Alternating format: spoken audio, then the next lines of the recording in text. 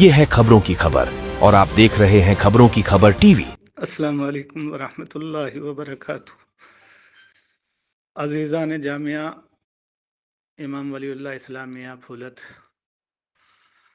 आप लोगों को इस फैसले और इस खबर से नाउम्मीद और मायूस नहीं होना चाहिए। अल्लाह रब्बुल इज़्ज़त के यहाँ से फैसले होते हैं। असल में ये जज जो फैसला सुना रहा है ये सेशन जज है। आपको मालूम होना चाहिए कि सेशन जज होता है, यानी डिस्ट्रिक्ट कोर्ट होती है ये। तो ये तो पहले ही से नियत करे बैठा था 100%, ये तो हुकूमत का एजेंट बन के काम कर रहा है। आपने इससे पहले सुना भी होगा। बहरहाल इससे तो कोई खैर की तवक्को की नहीं जा सकती थी। बहरहाल इसने आज कस्टडी में लेकर के 16 लोग इसमें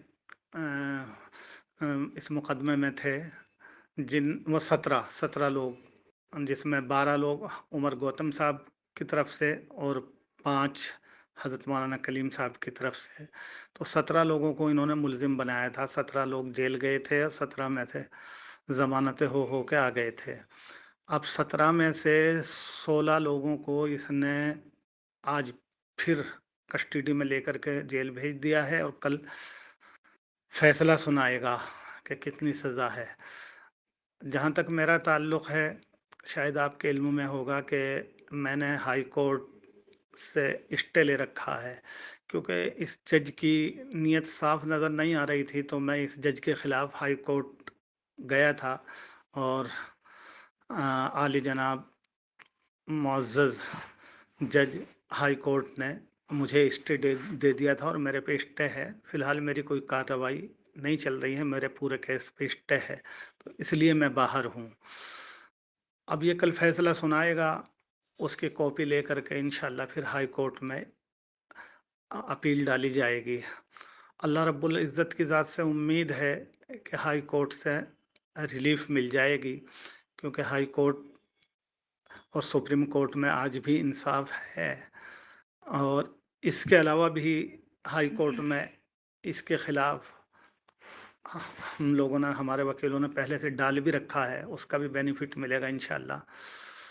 और आप लोग दुआ फरमाएं और इंशाअल्लाह पूरी भाग दौड़ की जाएगी। वकीलों से आज शाम में बैठ कर के मशवरा किया जाएगा। हज़रत के चाहने वाले यहाँ बड़ी तादाद में मौजूद हैं, काफ़ी लोग यहाँ जमा हैं और माशाअल्लाह सब फ़िक्रमंद हैं, सब दुआएं कर रहे हैं। इसलिए हम राब्ता अपनाए जामिया इमाम शाह वलीउल्लाह से दरख्वास्त करते हैं कि वो इस मौके पर सब्र व तहम्मुल से काम लें और बस अल्लाह से दुआ करें, बजाय इसके कि कोई तबसरे करें, कोई वो करें। और हम अदालत के फ़ैसले का बहरहाल एहतराम करते हैं। अदालत अदालत है और हमें हक़ है कि हम सेशन कोर्ट के फ़ैसले को हम हाई कोर्ट में चैलेंज करें। तो इंशाअल्लाह हम वो चैलेंज करेंगे। बाकी जो भी हुआ है, हम अदालत के फ़ैसले का एहतराम करते हैं। बहरहाल बस दुआओं की दरख्वास्त है। मोहम्मद इदरीस फुलती।